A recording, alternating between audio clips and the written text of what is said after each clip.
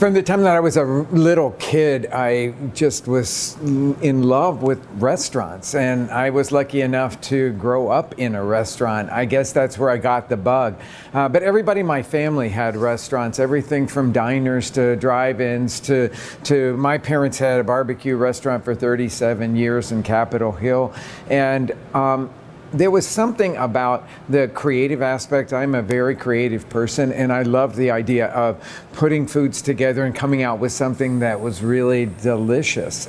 So I actually would beg from the time that I was really little to go on Saturdays and spend the whole day out there with my father. I think a lot of us forget the fact that back in the 60s, Oklahoma City had two really great restaurants. One was called Jacques and the other was called Hightower. And as a little kid, I was so focused on restaurants and cooking that I made my way to both of those restaurants. And they would set a bar for me because it wasn't sort of everyday fare. It was definitely elevated. But what really set the bar for me was when Julia Child came on television in '63, and I just became the biggest fan, and I watched every single program, and I made all that food. I got my copy of Mastering the Art of French Cooking when I was 12 years old, and I cooked through that. So I understood a lot about what the whole world of cuisine really embraced.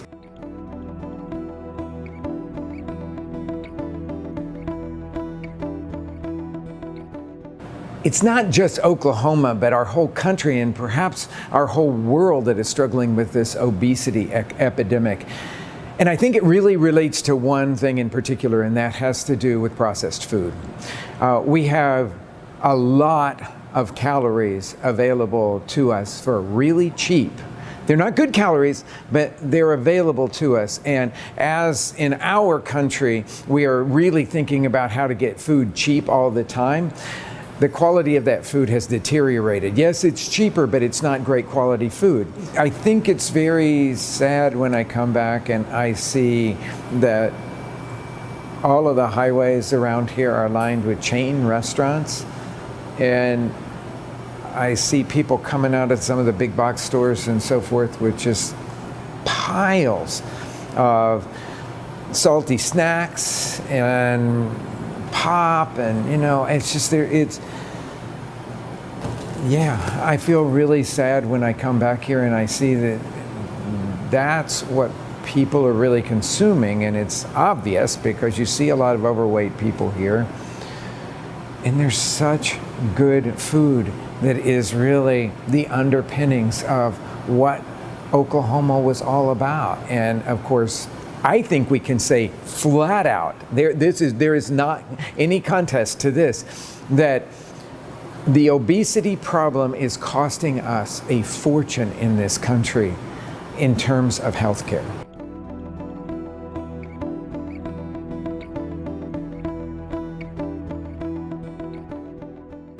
The best food is the most satisfying food. And we've got this equation completely wrong in our heads, that we think when it tastes really good that we're going to eat much more of it. No, that's the opposite. When it doesn't satisfy you with like the real quality of real food, that's when you just keep eating it and eating it and eating it, because your body's actually looking for real nutrients. We have to at some point just simply wake up to that and say we need to counteract that by eating more fruits and vegetables. I know it sounds like I'm a nutritionist, but I'm just stating simple fact that it's about eating more fruits and vegetables, less fried food, less processed food, less sugary beverages. You hear it all the time, but it's the simple truth. When you've got real food, you eat a smaller amount of it and you feel incredibly satisfied, and it sticks with you.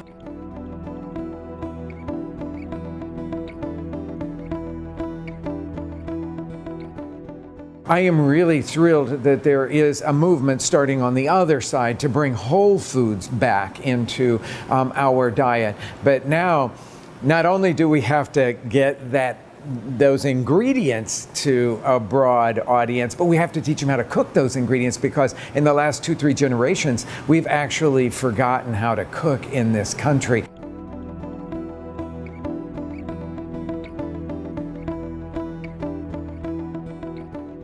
I know that everything is all about how cheap you can make the basic necessities of life, your clothing, your food, all of that, so that we can spend more of our money on basically throwaway goods. I mean, all this stuff that we consume all the time and feel like that we have to consume. Maybe we need to take some of that money that we're spending on disposable stuff and invest it in something that's actually going to be more valuable to us as human beings in the long run, which I would say is my health. That's one of the reasons that I choose to eat quite simply. I wrote a book on this once, just that in every place in the world, people eat whole foods really simply during the week. And then on the weekends, people feast. There's none of this good food, bad food, anything like that. We eat simply during the week, we feast on the weekend, and we eat anything we want. And those cultures are usually the healthiest cultures out there. That's what I feel like that we need to go back to. We don't need the fat-free, non-dairy, hot fudge sundae on Wednesday night, because that confuses us. The hot fudge sundae should be full bore, real deal, hot fudge sundae on Saturday. I am a huge believer in all food is good food, and I eat everything. Again, I will say that I eat really simply during the week, and I really love to feast on the weekend, and I never think anything of it. And I would say you can sort of look at me and tell that it works.